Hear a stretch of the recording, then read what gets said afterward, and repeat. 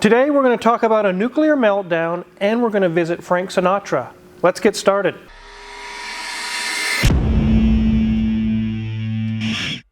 Are you losing your mind? No, not at all. I promised you guys an update on the 1972 MGB, and its wiring harness basically had a nuclear meltdown. Also, we're going to take a look at Hoovies Chrysler Imperial. It is the Frank Sinatra official edition.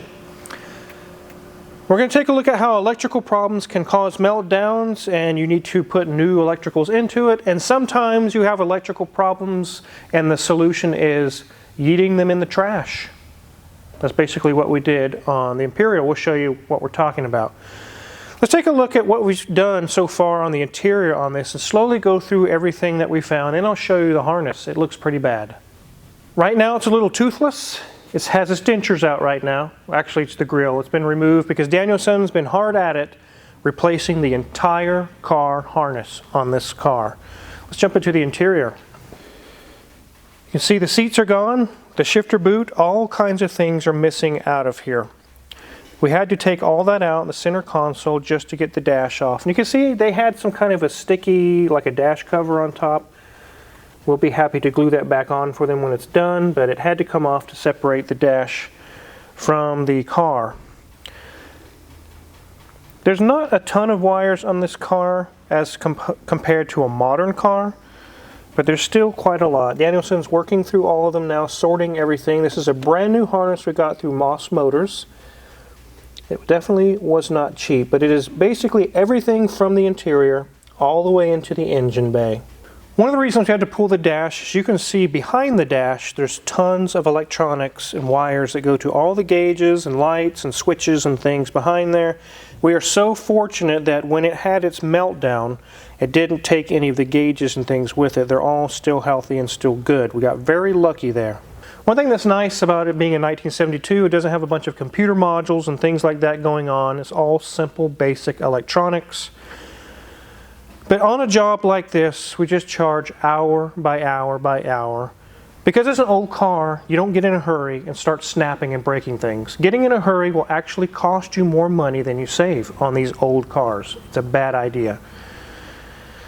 So Danielson has most everything hooked up here, and we're going to do some final testing and checks before we bolt the dash back together to make sure everything is happy.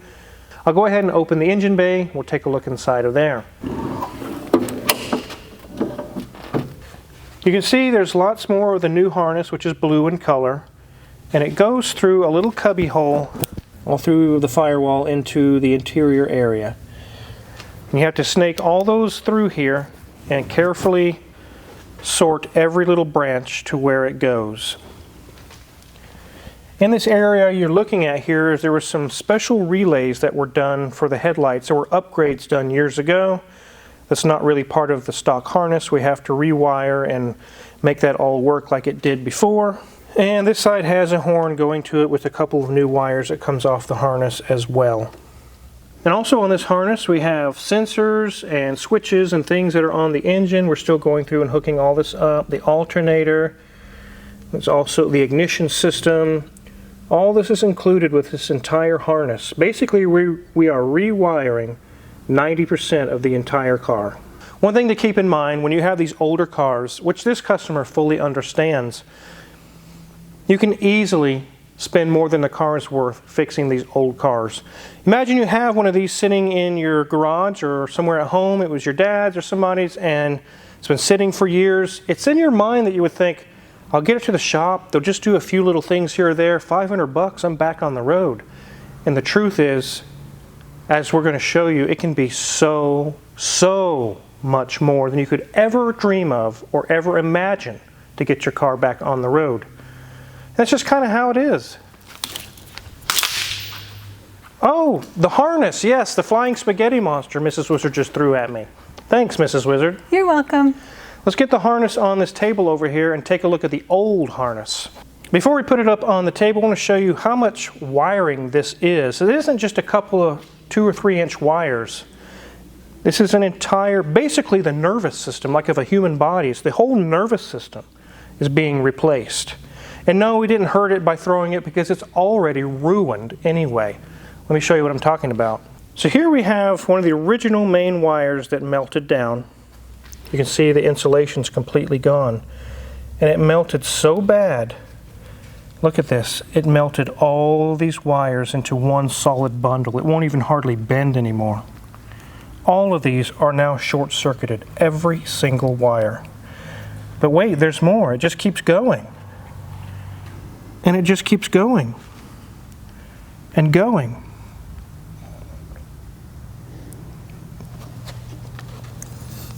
And all through here, Danielson cut some other spots open, and they're melted just as bad all the way through.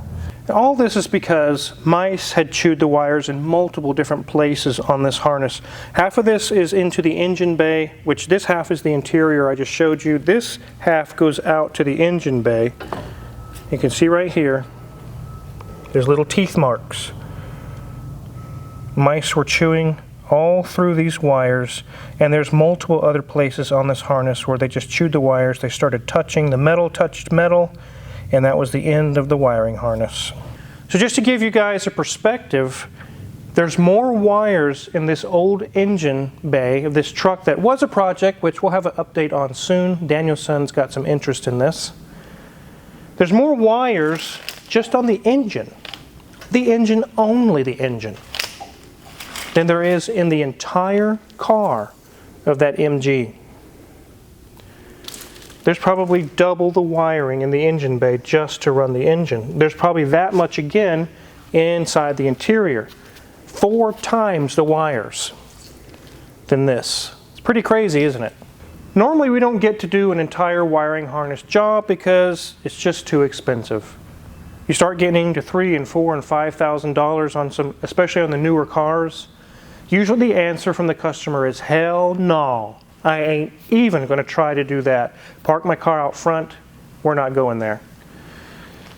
But this car is very special to the owner, the lady that owns this. This is her car. She absolutely loves this car.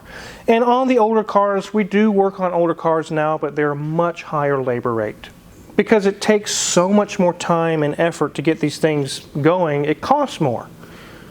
When we told her the harness itself and the few other little pieces we needed was $1,000 just for the parts. Danielson is a very meticulous mechanic. He's very good. He has already this far 10 hours and probably has 10 more to go. Piece by piece, wire by wire, verifying everything is correct. The customer said, I don't care. I want my car fixed. Stop bickering about the price. Get my car fixed. I said, yes, ma'am. I'll order the parts today. No trouble. So this problem is going to be solved by throwing more wires into it. But on Hoovies Frank Sinatra Imperial, it's going to be solved by throwing wires in the trash. Let's go take a look. So this is Hoovies 1983 Chrysler Imperial, and it says FS in lower script letters on the side. It is the official Frank Sinatra edition. When these first came out, they were fuel injected with a very rudimentary system that was very problematic. In fact, if you watch Hoovies' video, he mentions in there that it was so bad that even Frank Sinatra himself said, we can't make any more of these cars. These things are garbage. They are literally hot garbage. So it wasn't too much longer they stopped making the Frank Sinatra edition, but there was some that got out. One of the dealer things they did when they were brand new is ditch the fuel injection system. It still had an electronic system, it just wasn't fuel injected anymore. So let me show you some of the old parts and some of the computer issues this had, even though they ditched some of it. They didn't ditch all of it. So here's the air cleaner to this Chrysler Imperial. Looks like any other air cleaner, right? Wrong. This thing has an engine computer on it. For spark control, it's called lean burn. You can see there's the connectors there to control ignition timing and various other things.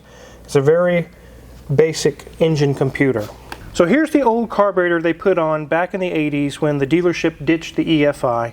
Even though it's a carburetor, it still has lots of electronic things on it going on that were causing issues. The actual carburetor wasn't causing issues, but the controller, the little computer I just showed you, was freaking out. And then here we have the old distributor. I took the cap off, we actually removed it, and you can see nothing but more computerized electronics. There's lots of wires hanging off and all kinds of electronic gizmos, Hall effect sensor type stuff going on inside of here. Those two items, the carburetor and the distributor, were both still electronically controlled, and they themselves can fail and cause very low power, bucking and jerking, misfiring, all the things that Hoovie was experiencing in the video. If you haven't seen it, you should go watch it. I remember, and I actually talked to my mentor, Kenneth. He is the guy who taught me a lot of the things I know. He's retired now, and his brother, Vernon, also taught me tons, and he's passed away, unfortunately. But one of the things they both told me, they always told me stories of in the 80s when they came out with this lean burn computer. They said so many of those went straight in the trash. Customers would get so tired of it and so fed up with it, it would start acting up, bucking and jerking, it wasn't running right. And they would try to resolder things or try to fix things. There's really no fix. It's just a terrible, terrible system.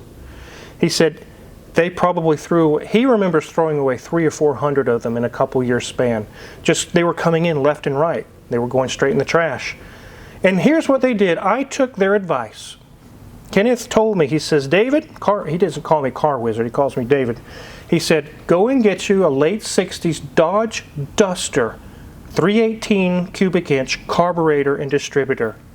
Put those in. It has mechanical carburetor, old style points distributor from the 60s. He said, throw this computer stuff in the garbage just like I did 300 or 400 times. He said, you'll have a perfect running car, and it will give Hoovie no more trouble. So that's what we've done. Take a look. This is no longer computer controlled. It does have a kick here for the AC. We're still trying to work that out, but all the other linkages, everything installed perfectly, just like stock from the factory. Imagine that, off of a 60s Dodge Dart. Even the heat riser choke bolts right on. All the linkages match perfectly. This is a fully mechanical carburetor, no electronics involved at all. And there's our distributor. We used the original cap and rotor and everything. It's still good. It was replaced not too long ago. But it has old school points distributor on it, just like the old days. We will have to adjust the carburetor, set it up. The points are already checked and set. Those are all ready to go. Those will be maintenance items on this car. It'll be treated like a 1960s car. You have to do the points. You have to do carburetor adjustments, tune-ups, true, actual tune-ups. Here's the thing though, the argument can be made, you could put fuel injection on this, you could put an electronic distributor. It's a waste of time because either Hoovie or whoever buys this car in the future, they're not going to put 10,000 miles a year on it. They might be lucky to put 500 miles on it. It's going to do a lot of sitting and sitting and sitting, tons of sitting. This is a collector's car, it's special, it's not going to have tons of road time. So does it really matter? It's going to run perfect when they need it to run, absolutely smooth. 90% of the time it's going to sit. So it doesn't matter. And we will have solved the problem. This car could end up having the same problems as this car, because this one sat for a long time in an airplane hangar, and unfortunately mice got to it. Any car that sits for a long time, it can have a potential of fuel systems going bad, or mice getting into and chewing the wires. So unfortunately, it's just something you have to really keep an eye on when you store a car for a long time. You need to put some kind of rodent repellents or something to take care of the mice. And also maybe drain the fuel system if it's going to be sitting for a year or two and keeps the system from going bad. So there you have it. We saw a nuclear meltdown today and we visited Frank Sinatra, just like I told you we would. Definitely wanted to do a video to show you how it's weird. I kind of thought it was funny how on one problem we're throwing wires back into a car, and on another one we're yeeting wires in the trash. They're garbage. We're not even going to use them. Two different approaches to electrical problems, but two different solutions entirely. There you have it. So hopefully you enjoyed the video. It showed you some really cool electrical things and how a lot of things that I do as far as decision making or the approaches to cars, whether they're a 2020 car or a 1920 car, I learned so much from my mentors, Kenneth and Vernon, Rest in peace, Vernon. He taught me so much. If you're curious what kind of tools we use to work on these cars or any other car in the shop, check our Amazon affiliates link in the description below. There's also some links to Hoovies videos on this car if you want to go check those out. And make sure to hit the subscribe button here because we have so many more videos to come. Thanks for watching.